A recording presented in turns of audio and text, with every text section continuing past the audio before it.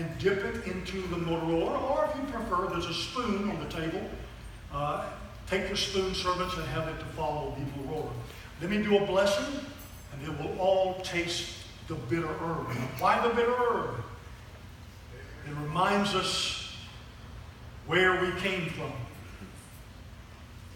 I don't know about you, but before I met Yeshua, my life was dark. My life was hideous. My life was demonic. I was full of myself. That's bitterness. I don't want to go back to that.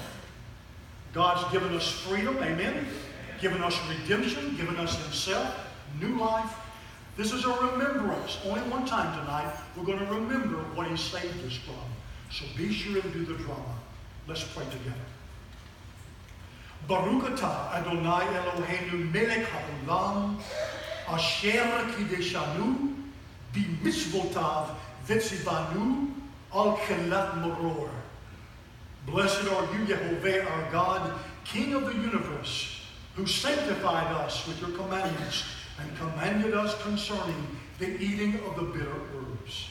Everyone said, Amen. Servants, if you would, take the moror and the bread and the table, pass it around. Everyone have a taste. Be seen before Christ. Do be careful. This is hot.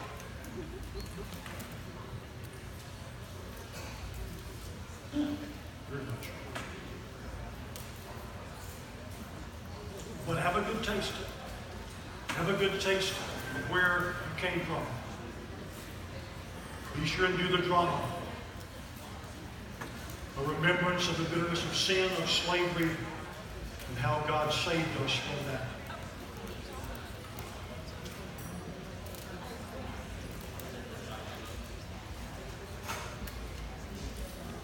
Eating theology helps us to retain information. So do the drama tonight as you eat theology. Remember what God has saved you from. Remember your testimony, your BC life before Christ, and what the Lord has done for your sins. Everyone be sure to do the drama of the moror, the bitter herb.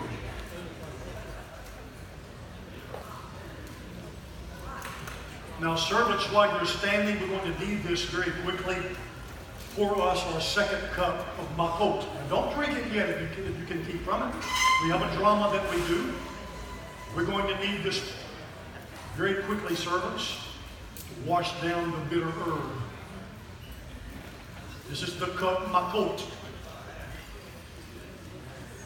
Again, in Jewish fashion, we'll drink 4 cups tonight. This is the cup of deliverance. For Yehovah will pass through to smite the Egyptians. And when he sees the blood of the lintel on the 2 doorposts, Yehovah will pass over the door. He will not allow the destroyer to come into your house to smite you.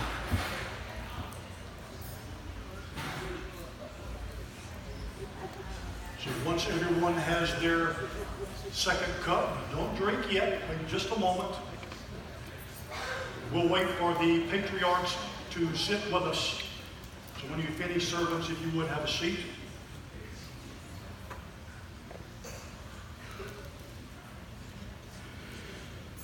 We're going to demonstrate tonight by naming the plagues that God put upon Israel. And by the way, too, again, we've already said this once, let's say it again, that these remembrances are not just about the days in Egypt, but the days after Egypt for those who rejected Yehovah through the Holy Scriptures. And by the way, too, these plagues are mentioned again in the last book of the Bible. The last book of the Bible being the Apocalypse, the book that Jesus wrote. In fact, by the way, the book of Revelation is the only book in the Bible that says the revelation of Jesus Christ. No other book says that. It's really the book of Jesus. He gave it to the angel gave it to John, and John wrote it, but it belongs to Jesus. By the way, the book of Revelation is the only book in the Bible that promises you, if you will read this book, and hear this book and obey this book, God will favor you and bless you. No other book of the Bible promises that. Now, I do believe the Bible is inerrant, infallible. It's the Word of God. Amen? Amen. But Revelation says if you'll read this one, you'll be blessed. Interesting enough, it's the hardest book of the Bible to understand. I've always wondered, Lord, what were you thinking? Why didn't you write another gospel? You know, Matthew, Marcus, Lucas, Yohanan, and Yeshua. The 5 gospels. Or another psalm. Psalms of David, Psalms of Shlomo, Psalm of Moshe, the Psalm of Ezra, and the Psalm of Yeshua. But Yeshua chose to write an apocalyptic book. These plagues we're about to mention are going to happen again. It could be very soon. During what the Bible calls the Great Tribulation. I personally believe God's going to seize and rapture His church and take the saved out of the world. But what is coming upon the world is worse than Hitler's Holocaust. It's going to happen again. It's called the Great Tribulation. In particular, it's going to happen to Israel. As we name these 10 plagues, we're not now just looking back. We're also looking forward, giving thanks to God for saving us from these 10 plagues. Are you ready? We'll take our smallest pinky finger. We'll dip 10 times together, and you'll drop a drop of wine onto your plate 10 times as we name the 10 plagues together. Ready? Everyone dip.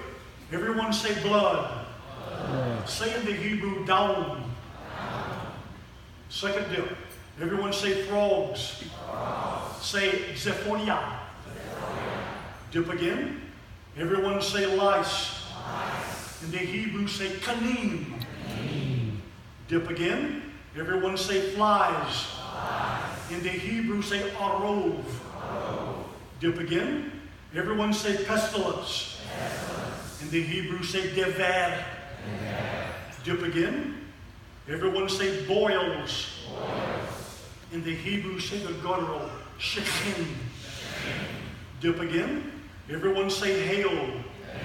In the Hebrew, say barad. Dip again. Everyone say locust. In the Hebrew, say orbe. Dip again.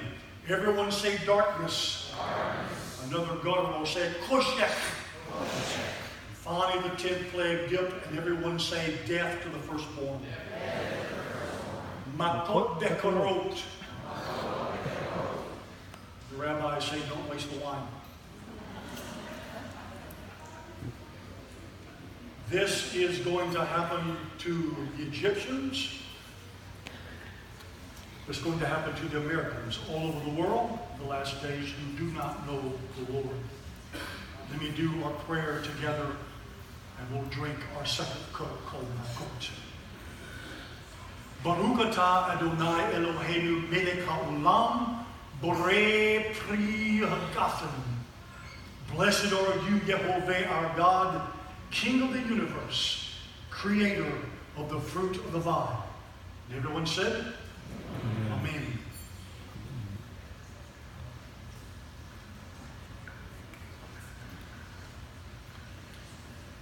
Are you ready to eat? Me too. Lane, can you come?